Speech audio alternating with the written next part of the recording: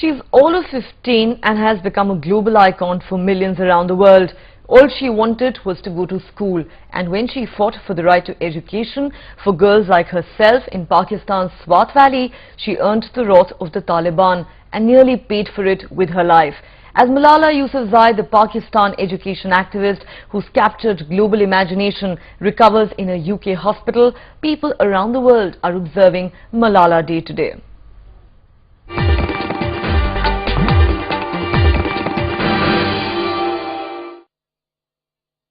The latest images of 15-year-old Pakistani activist Malala Yousafzai recovering well at a hospital in Birmingham in the UK.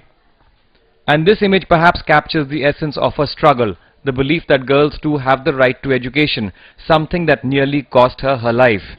Her activism began in 2008 when she was just 11. A year later, she was approached by the BBC to write a blog about her life under the shadow of the Taliban. She wrote under a pseudonym. She shot to prominence after the New York Times filmed a documentary on her life. Malala started giving print and television interviews and went on to win Pakistan's first National Youth Peace Prize last year. But a month ago, she was shot in the head by the Taliban when she was returning from school, an incident that had sparked outrage all over the world. For days, she was unconscious and critical. After her condition stabilized a bit, she was sent to the UK by an air ambulance loaned by the UAE. Ever since, thousands of cards, gifts and messages of support have been pouring in from across the world.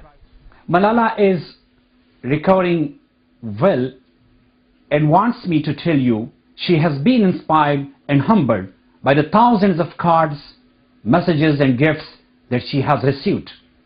They have helped my daughter survive and stay strong.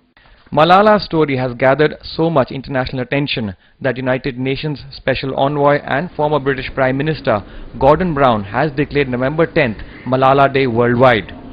He will hand over a petition with 1 million signatures to Pakistani President Asif Ali Zardari, urging him to improve access to education for both boys and girls.